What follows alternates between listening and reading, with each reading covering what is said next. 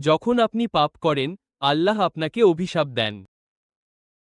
তার রাসূল আপনাকে অভিশাপ দেন এবং ফেরেশতারাও আপনাকে অভিশাপ দেন। আর এর মানে কি?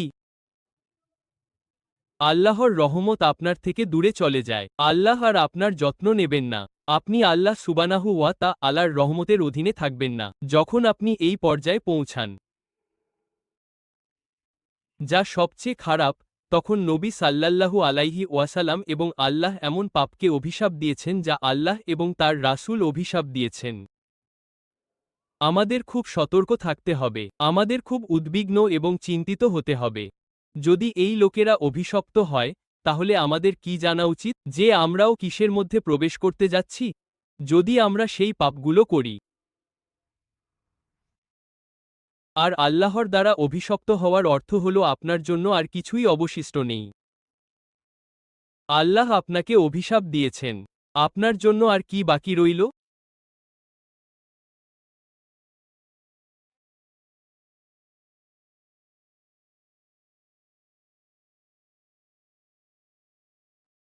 যারা অভিশপ্ত, তাদের উদাহরণ দিচ্ছি।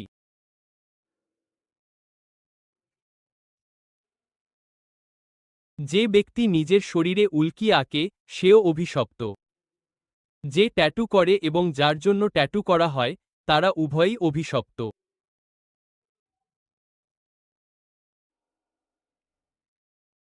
যে পরচুলা তৈরি করে, সেই পরচুলা নির্মাতা অভিশপ্ত। এবং যার জন্য পরচুলা তৈরি করা হয়, তারা উভয়ই অভিশপ্ত।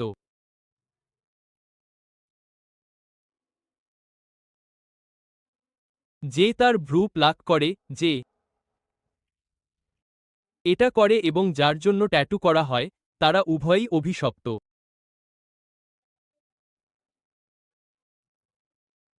সেই ব্যক্তি, যে আগেকার দিনে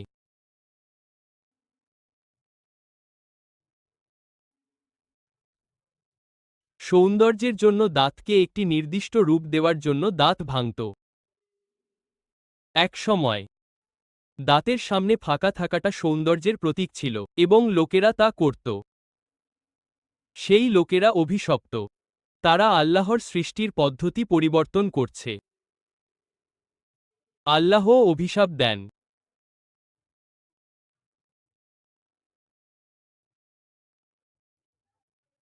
আল্লাহ অভিশাপ দেন। যে খায় এবং ভক্ষণ করে, সে অভিশপ্ত। সেই ব্যক্তির উপর আল্লাহর অভিশাপ নেমে আসে।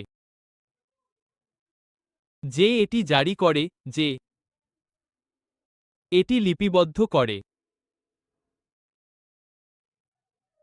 এবং যে এর সাক্ষ্য দেয়, তারা সকলেই অভিশপ্ত। আল্লাহর রহমত তাদের থেকে দূরে থাকে।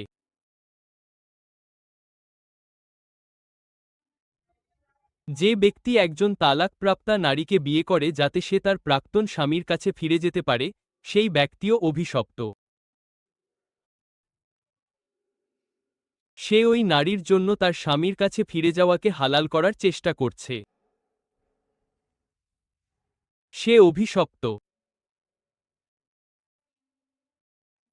শুধু যে তারাই অভিশপ্ত তা নয়, যে এই কাজ করে এবং যার সর্বনাশ হয়, তারাও অভিশপ্ত।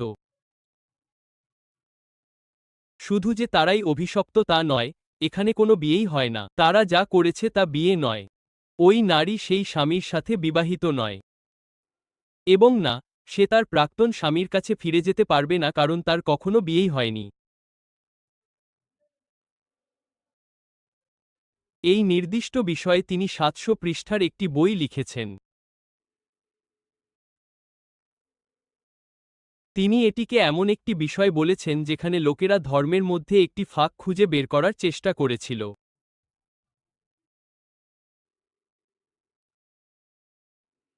সুতরাং সেই ব্যক্তি, তারা সবাই অভিশপ্ত। চোর, চোরও অভিশপ্ত। সুতরাং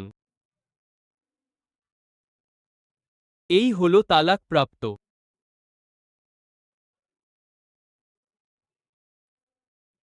চোর, সেও অভিশপ্ত। বোকারি মুসলিম বর্ণনা করেছেন। তিনি চোরকেও অভিশাপ দিয়েছেন।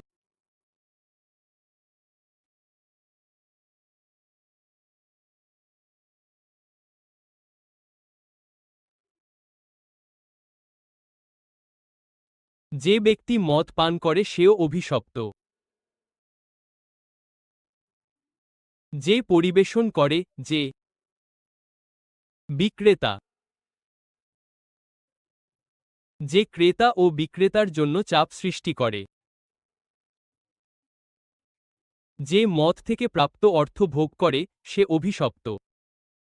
যে গাড়ি তা চালায় এবং এক গন্তব্য থেকে অন্য গন্তব্যে বহন করে অথবা যে তা পিঠে বহন করে, সে অভিশপ্ত। যার কাছে মদ আনা হয়েছে এবং পৌঁছে দেওয়া হয়েছে, সে অভিশপ্ত। রাসূল সাল্লাল্লাহু আলাইহি ওয়াসাল্লামের মুখে এ সবই আছে। তারা অভিশপ্ত।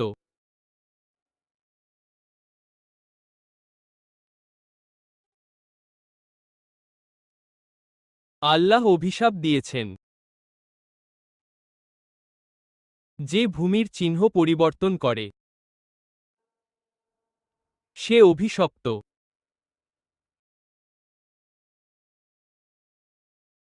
সেও অভিশপ্ত। যে তার পিতামাতাকে অভিশাপ দেয়, সেও অভিশপ্ত।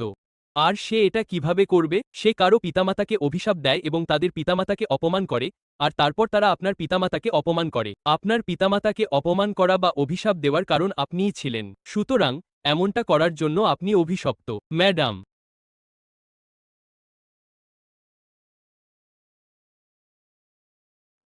সেও অভিশপ্ত। যে এমন কিছু নেয় যার মধ্যে আত্মা আছে, সে সেটাকে কি হিসেবে নেয়? লক্ষ্যবস্তু হিসেবে। গুলি করার জন্য।